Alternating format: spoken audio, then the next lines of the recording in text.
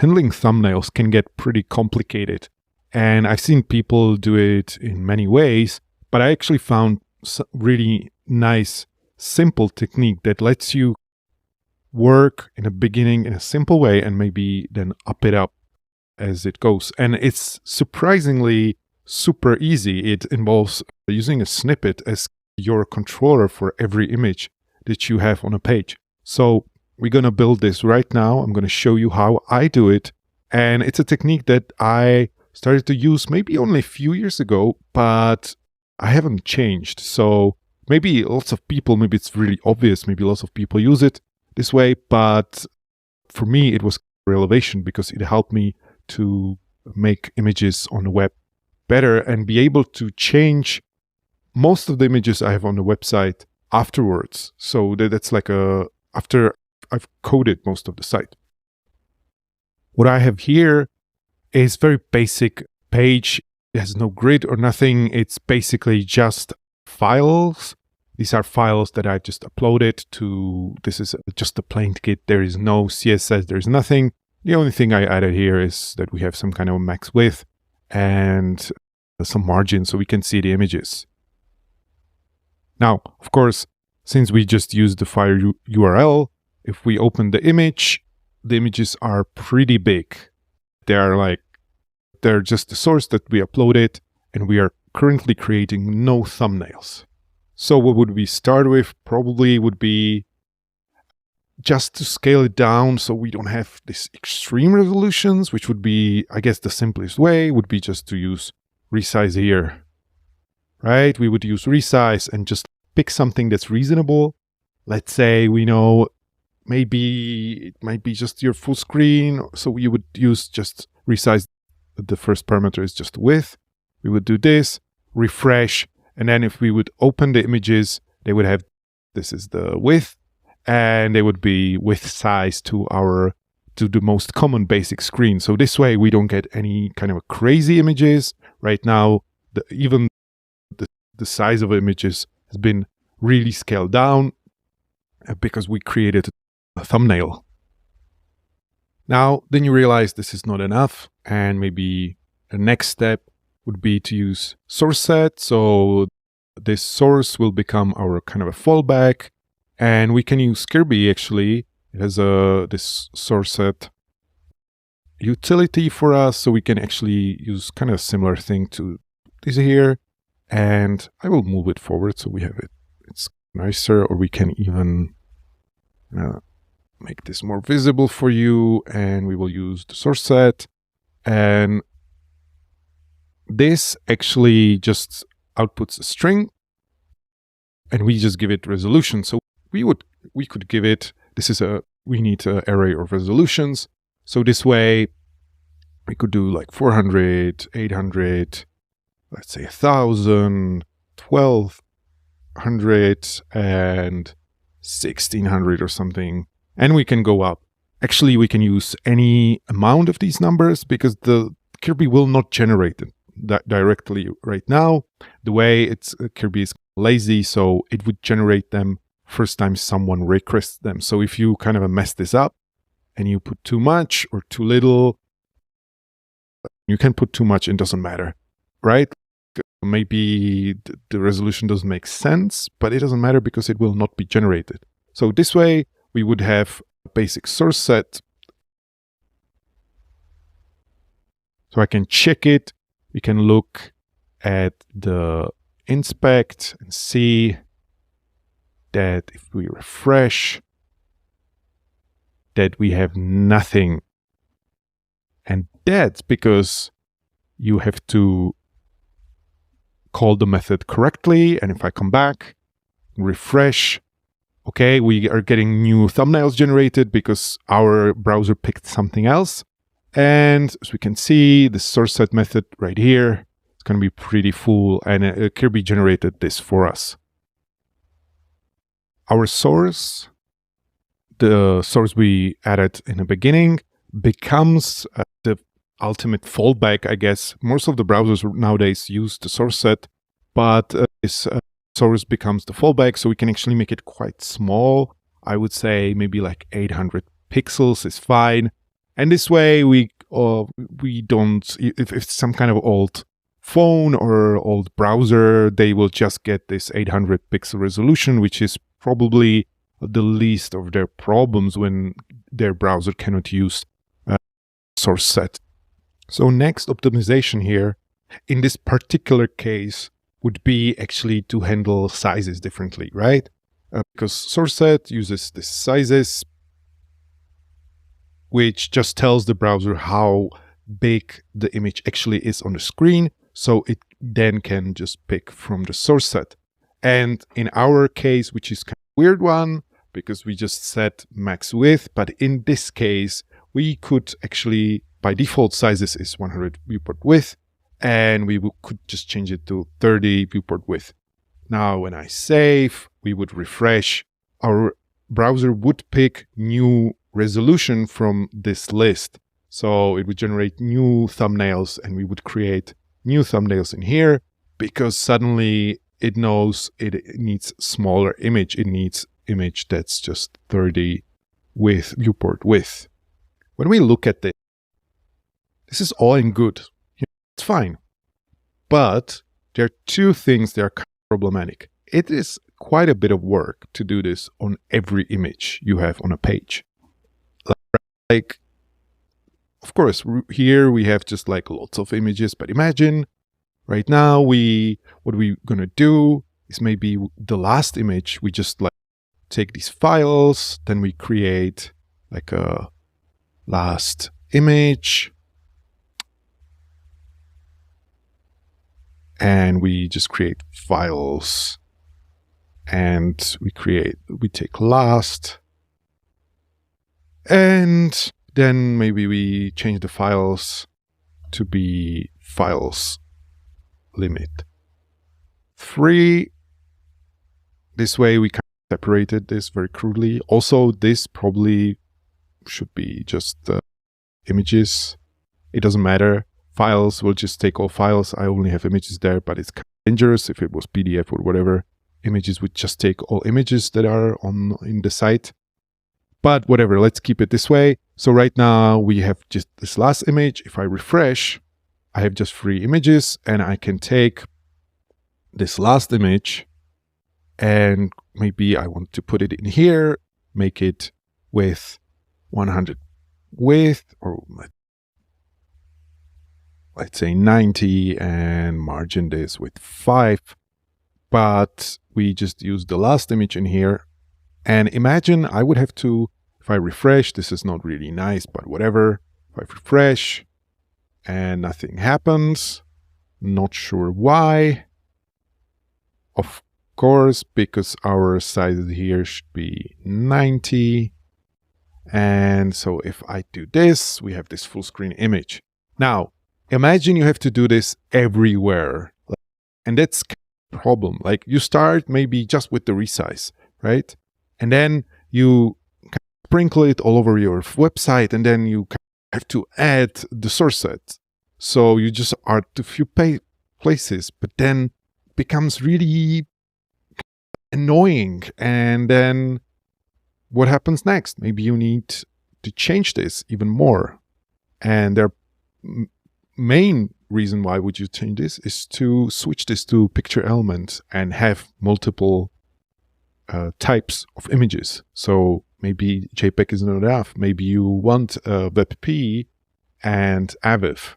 And then maybe you need also laser loading for these images. So it becomes this kind of a really annoying game where you actually share this thing that when you look at it, you can catch up everything. And when you look at this image definition, it's always the same, right? Like most of the time, even the srcset can be pretty generalized. Or if you need to change it on an individual basis, on case-by-case basis, where you can always just use this, but you need some kind of a generalized image, especially when you work a lot with images. So this is where the snippet technique comes in. It's kind of obvious and once you do it, but like for the longest time, I haven't been doing this. So what I usually do, my project has this snippet called picture. I call it picture for reasons. I don't want to call it image. That would be too generalized. And also, it usually, in my case, almost always ends up being a picture element. So it makes sense to just call it picture. And we can actually, what's nice about it, we can build this up. We can just like use this markup we had before. Maybe even, I can even take this very simple one.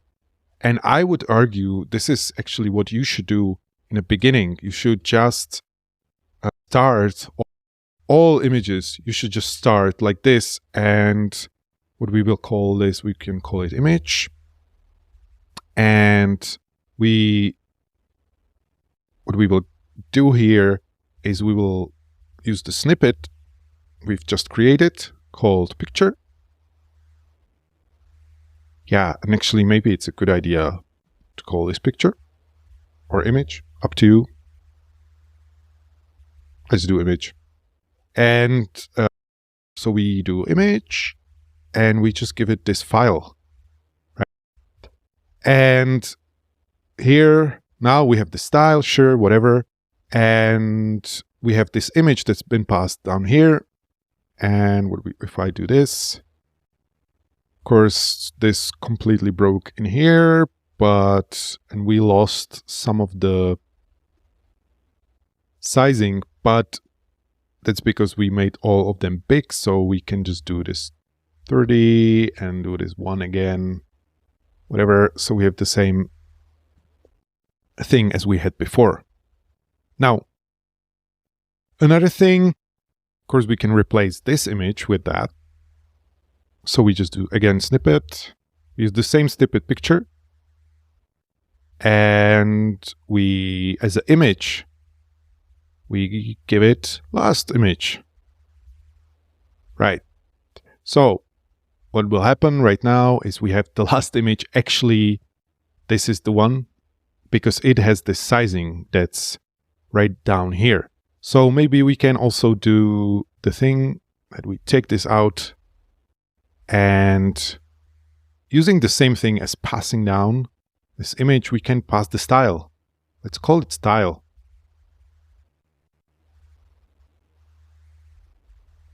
And we just echo the style.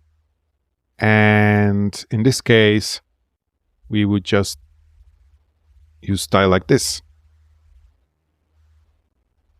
And when I save it right now, we will get an error. I will turn on the debug in a config. And let's see what it is. And actually, you might already know, it's because we don't pass it here. And so there is an undefined variable style in our picture. Now, there are probably many ways how to handle this. What I just like to do is to do this. And this way we use this null operator and we'll check if it's null. And if it's null, it will just give us this default. And this way it will just echo nothing. But I think it's fine. This is fine solution. Oftentimes this I want to be like have like a default value in here. But in this case, this is just gonna fall back if we don't have the style in there. And of course, I have a different style in the other picture, so maybe I can just copy it so I don't have to write it because I'm terrible at writing. We'll just copy this width, and the style, and just give it this one. So we have exactly the same thing as before, right? If I refresh, there should be 2 of the same images, and we can get rid of this. Now is the moment where we're going to see how this is super useful to us. Suddenly, we can add all these, for example, this alt. We can use exactly the same thing as with the style, right? So this can be passed down. But as we were doing before, I will just like make it a little bit more clear what's going on here. We can do srcset.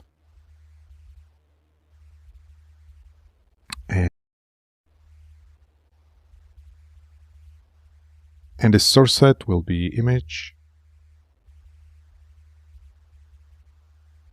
And again, 400 600, 900, whatever. It doesn't really matter that much right now.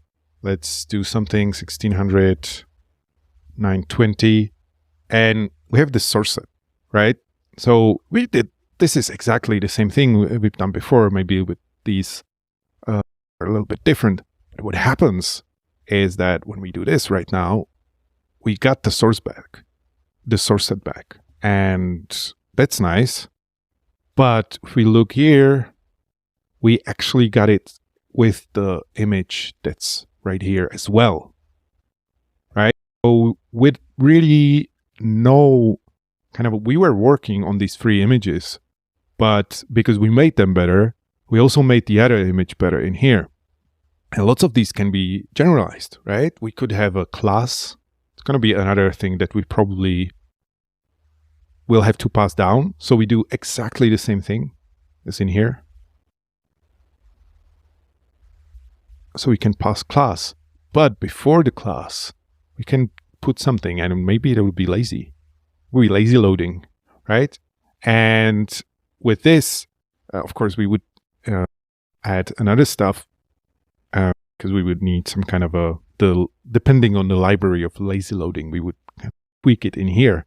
But imagine you did this everywhere, and suddenly you can just enable or change to lazy loading. Imagine how terrible it would be to add lazy loading to the website that was not using some kind of a system like this where all of the images would be affected. So basically this is almost like your little controller for the image, for the picture element. So what about the picture then? Well, we can actually start building it right away. We just create the picture element, and we have to put enter in here. But when I do that, I just move it like this. We have this picture, maybe make it more readable like so, whatever. And actually this is valid picture element because picture element by default, the last thing in a picture element should be the fallback. And that's this image right here. And this would totally work. We want to add sources right now, right? That's the whole point of adding the picture element right here. So we can just create for each. And I'm going to just use this array and talk about a little bit about this. So we want our file types in here. So we want avif and maybe webp. And we can use as format, something like that. So just basically we'll loop twice. Once we're going to get this avif, other times we're going to have webp. And we add source in here. First important thing we will add for the source is the type. And that's important because using this type, browser knows what kind of type of image it is. So it will pick this image. If you messed this up and you will not add it, or you will add it in a weird way, your browser will not know that this actually is an image it can read. So it can lead to bugs. So just format like this, which will give us image/webp or avif. It might be that some image formats have a different format, different type. I think these are fine. And so this should be fine actually for most, even with new ones like a JPEG 2000 or JPEG XL or something is I think JXP or something. So these should be fine, but just be mindful about this. The type is super important. And also it is very important to use the order. So the image should be last, the image tag. That's always the fallback. But the browser reads from the top and it will pick the first thing it understands. If you switch this, usually everything that has avif support has the webp support. And if you put the webp first, your browser will just get the webp, right? So you have to kind of use this source order in order to have the avif as the first one, because that's the most efficient one. So you want your browsers to take this if they understand it. And now we need to add the source set. And here, there are kind of multiple solutions. If you look into the Kirby documentation, basically, they say the problem right now, right, is if we would just take this, we will get, like, we could just copy this thing. But the problem is that we just give it resolutions and it will just keep the JPEG as the format. So we actually need to change the format. And if you look at the Kirby docs, the way it is implemented in there, or what they say you should use, is basically switch this to this kind of a source set. So there are multiple ways to do about it. First thing, we could set global source set. That's config. And that's a good idea, I think. You could just then use in Kirby actually documentation. It says you should do something like this. I will show you. Under thumbs, you can, in the config, you can actually create the config, and you can create this array called source sets and add these in there. I think it's pretty nice solution. If we would have this and it would be correct, say there is a missing bracket in here. If we would have this bracket in here and we would save this, default would be our default, and then these would be the default in here. We could just say avif, and it would pick up the setting and be fine. For global settings, I think this is pretty nice approach. Of course, the setting wouldn't be avif, it would be format, right? So in here we would do format, and this way we would get the setting from the global config. This is fine, but I like to keep it in a picture snippet itself, because then also it can be overwritten, but also it's kind of everything is on one place. So instead of getting it from the global config, I would much rather have this and use it here. So actually we can do that quite easily, right? Just do source set. That would be a good name for this variable, and just get this array, right? And this array, actually, these are the definition after the URL. And right now, there mostly can be width. So you cannot do height definition for source set. Maybe one day it would be great, like a section of images based on height. I would use that quite a bit. Actually, when you do some kind of a slideshows and stuff like that, it's much more helpful than using this. But like, only thing that makes sense right now is this width. And so we use this, but this is kind of a feature proof. And we would use this as the source set array. And of course, at the format, I'm sure you would guess, you would use this format right here. And then instead of format here, we would just use the source set. So instead of just picking the source set from the global, we would just feed it in here. We could change it in here, and it would be super nice. This way, we can add resolution and do other stuff like this. Of course, I need to delete this because this would just bug out on us. And right now, if I refresh, I should actually get these images. There should be avif, and they're fine. That's nice. But what we can see is actually one last thing. We got this 1800 resolution avif. That's not great because we would like this to be actually the third. And it seems we don't have the sizes in here. So we can just do that. I think I already passed them in the snippet above. So we can just use sizes like this. And let's check. Yes, this image already sends the sizes down. So we can just do this. Now it gets the sizes for the JPEG. But I don't know if this is like an implementation in Firefox, or if it does make sense to use source sizes. I think it does. You might kind of, it allows a lot of things, right? You can actually say certain formats maybe have different resolution based on their sizes or their media queries. So that's why actually the only thing that you also need to add up in here is sizes, because you could, instead of sizes, use queries in the source set. And right now, I think when we add it, so it has to be, sizes has to be in both. And when we add it and I open the image, we get the 600 pixels image, which is correct in my case in here. And that's only because I didn't have the sizes in here. Of course, this then probably could be made even nicer, like so. And I quite like it. It's very readable, and we got lots of stuff to add resolutions. We would just copy this, maybe change this to like 2000 pixels, stuff like that, and we get really nice picture element that we can use all over the website. There is another thing we could do here. I wanted to do this in order so you will understand.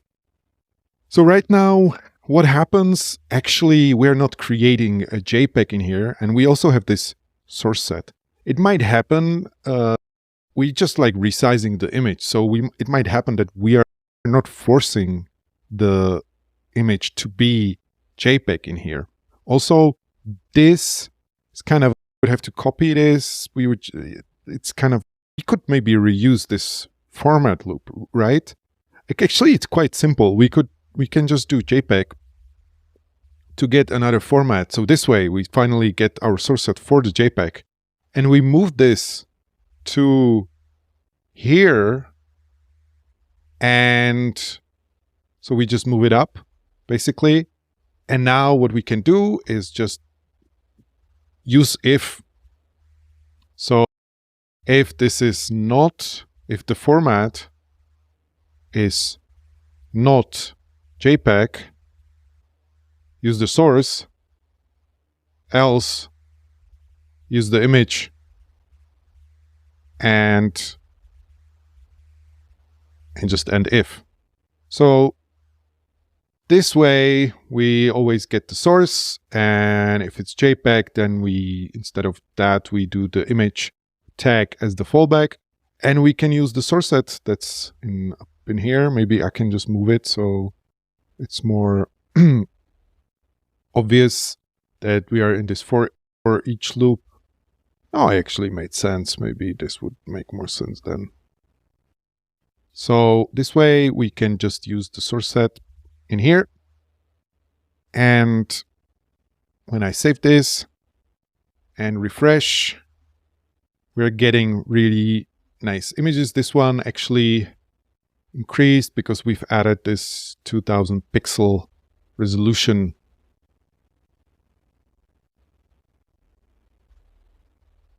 Of course, the bug is that I don't know how to write PHP. So it was always getting the image tag. We come back, refresh. There was a problem with this, not equals, and now we have everything is nice. Let's check the inspect. Let's check the source here. What we're getting is a JPEG and AVIF and WebP. Our browser, if we open it up, is picking up the AVIF. That's correct. It has a 600 pixels, which is also correct. If we look here, these are all JPEGs, and they have their own source set, and pretty nice. We have sizes, everything works. We can pass down styles, and this is really small if you think about it.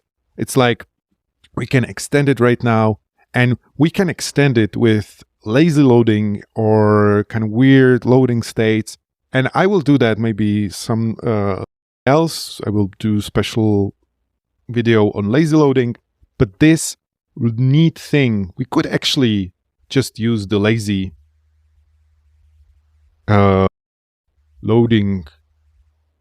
I think it's lazy like this, and it would the browser native one, but whatever, we can just like it on and have a lazy loading on every page like so, without us even like everything. So I think this is really powerful. If you look at this, it's super neat. We have everything we want, and you could probably just copy this over every project. And what I like about this, for example, what might happen is you will get a GIF, right? Or some kind of animated.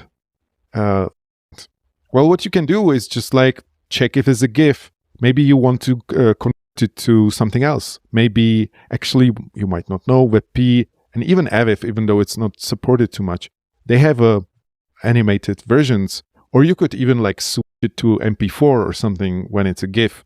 And you could check, do the resolution in here in this picture element, and you would get this for free by just using this snippet.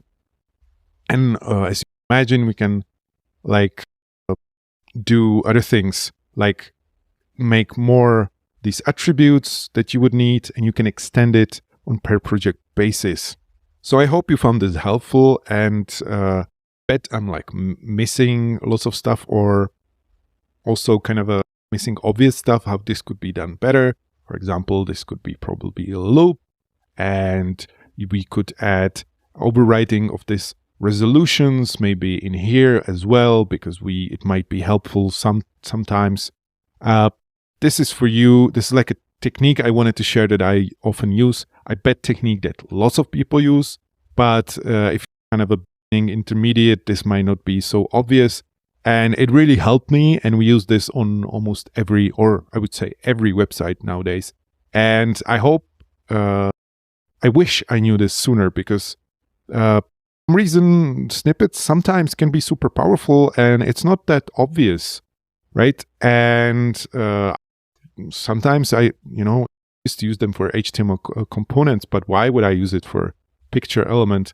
But this way we kind of get into the image generation between our website and the image generation and control it and do it in one nice place.